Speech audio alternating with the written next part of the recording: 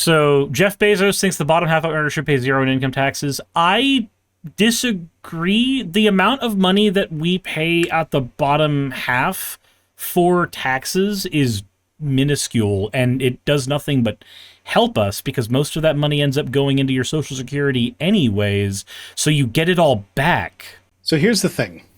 Bezos is saying this just as democratic states are starting to look into higher taxes for the wealthy. So he's kind of doing that thing. It's like the meme of the three people at a table. One guy's got a massive pile of cookies. One guy's got one cookie, and one guy's got no cookies. And the guy with the massive pile is like leaning over at the guy with the one cookie, being like, "That guy over there wants to take your cookie." Yeah, that's basically what it is. Because that's what this is. He's trying to be like, "Well, that guy wants your cookie, so like I'm going to let you keep your cookie, and you let me keep my big stack of cookies." Like this.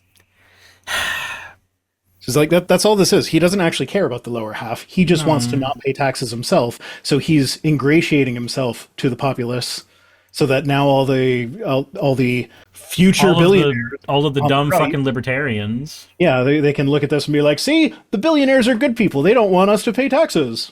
So maybe we shouldn't tax them," even though a 1% wealth tax on just Jeff Bezos would more than make up for not taxing the bottom half of earners. Man, it's almost like what we learned in New York City, where if you just did a bit of a wealth tax on a whole bunch of the wealthiest people in the city, you suddenly have the ability to pay for damn near everything. That and requesting the state to actually give you back the money that your city had made. Too. Did you see that because Trump lives primarily in either the White House or Mar-a-Lago, his New York property is subject to Mamdani's pied-à-terre tax? Ha! That's perfect. So that's fun. Man, I love Mamdani. Did you see the executive order he issued? No. Yeah, he. Oh, wait, the bedtime one? Yeah, the Knicks are in the playoffs, so I hereby rescind bedtime. And did you see someone on Twitter, like, I didn't pull this for Twit tweets tonight, but like someone on Twitter responded to him being like, "Oh, this is why you shouldn't have voted for him. He is now telling children to listen to him instead of their parents." Oh my fucking god! Like, can't you see something wholesome happening and just accept that? Wholesome thing. Did you read the executive order? No, I saw the headline, but I didn't read it. Oh, because the actual text of it is also adorable. Yeah. Let's take you out of full screen so I can see what I'm doing again. Mamdani bedtime executive order text. I don't need the AI overview. No, you need the AI overview. You need to know what the AI thinks. AI overview is going to make up its own text. Yup. Oh, come on. That one's behind a paywall. Okay, here's the actual picture. No, don't take me to Twitter. I don't want to go to Twitter. Oh, whoa. I've been to Twitter already. Somebody super chatted. I'll get to you in a minute. All right, it says, whereas the New York Knickerbockers have not reached the NBA Finals since 1999, and whereas it is important for all New Yorkers of all ages to support the Knicks in their championship run, and whereas bedtime should not impede the ability of New York's cutest to cheer for the Knicks and watch every second of this historic championship series, now therefore, pursuant to the powers vested in me as mayor of the city of New York and Knicks fan in chief, Section 1, I hereby direct that bedtimes of the city of New York are repealed during the NBA Finals so that kids of all ages can root for the New York Knicks. Section 2, go New York, go New York, go. Section 3, this order shall take effect immediately and shall not expire until the Knicks complete and hopefully win their historic championship run. That's adorable. Yeah, I particularly like the whereas bedtime should not impede the ability of New York's cutest to cheer for the Knicks. It's like, it's just wholesome stuff, and people get mad at it. Like, that's what I want politics to be again. We could use a Mamdani here in Canada, yes? Yes, we could, absolutely. I do like my representative, Wayne Gates. He's pretty great. And he's just a nice guy. And like every time he's seen me, he's always made time to come and chat with me for a bit. And it's like, he doesn't know who I am. I'm nobody to him. But if I go say hi, he'll take some time to say hi, talk to me, talk to the kids, tolerate them calling him the Lorax. Do you speak for the trees? Yes. I'm sure I've shown a picture of him on stream before, but like that's a tiny picture. That's him. So he's got the big bushy mustache, and his color is orange. He just looks like a neat guy. He is. But, yeah.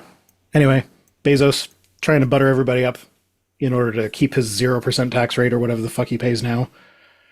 Probably negative tax, if we're honest. Yeah.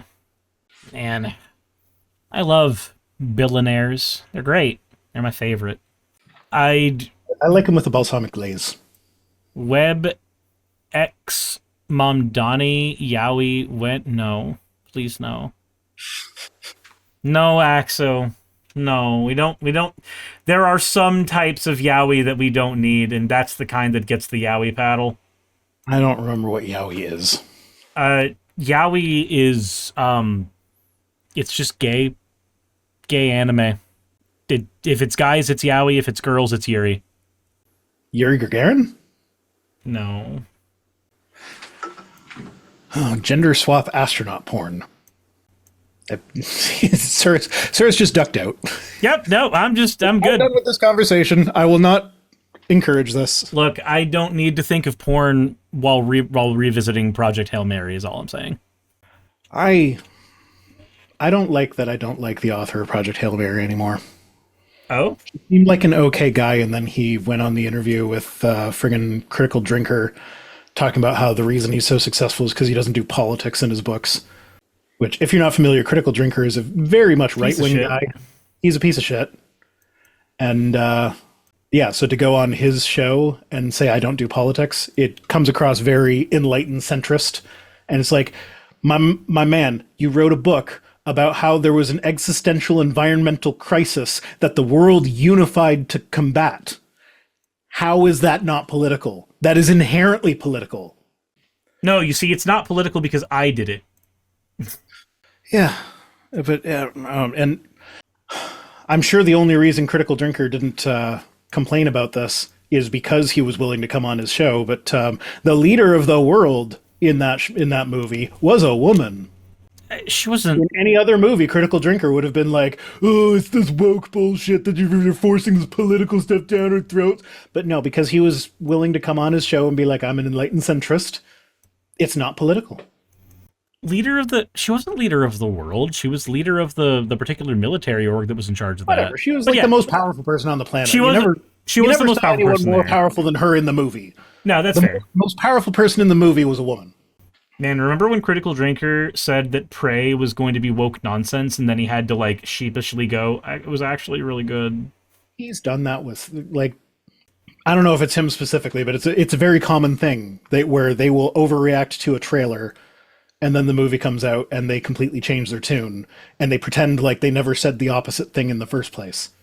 Yep. So like when the Mario movie came out, everybody was freaking out that Peach had pants. Her pants, which has been part of her costume for decades up until that point, but they never noticed before.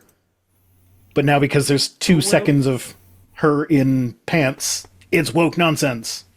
How dare you put Peach in pants? Never ever put Peach in pants. I want Princess Peach's pants off. Wait, what? Message. I don't understand. Oh, yeah, nope, I know it. Okay, I can do it.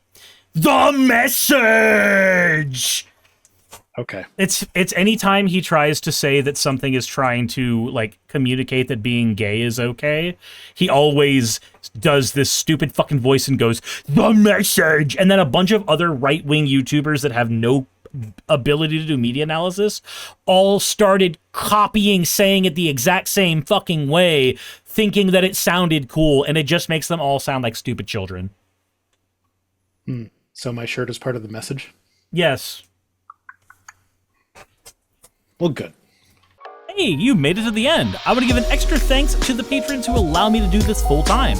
I want to thank Aaron Rail, Astral, Britzkrieg, Jemshin, Poundini, Red Joker, Victoria, Jonas, Craig, Tarika, Fireshard, Smiling GM, John, Dren Hadamada, Creeper, Sagitta, you know I'm not saying that last part, Sylvie Snow, Valis of Seraph, Ottoman Angel, Rooster Rachel, and Fire Panda, who are all my $20 and up patrons.